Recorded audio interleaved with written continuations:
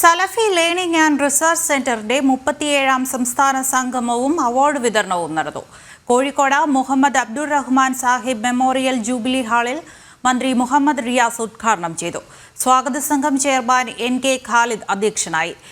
SLRC souvenir പ്രകാശനം KNM president TP Abdulla Koya Madani നിർവഹിച്ചു.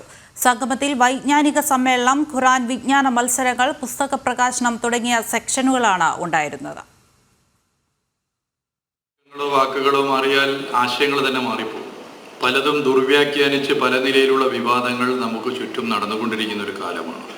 അതുകൊണ്ട് തന്നെ അതീവ ശ്രദ്ധയോടെ കൈകാര്യം ചെയ്യേണ്ട കാര്യം കൂടിയാണ് ഇത്തരം പഠനം.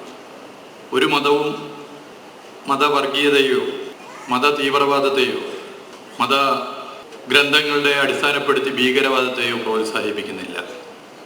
SLRC അത്തരം മേഖലകളെ വളരെ ശ്രദ്ധയോടെ കൈകാര്യം ചെയ്യുന്നു എന്നുള്ളത് ഏറെ സന്തോഷകരമായ കാര്യമാണ്.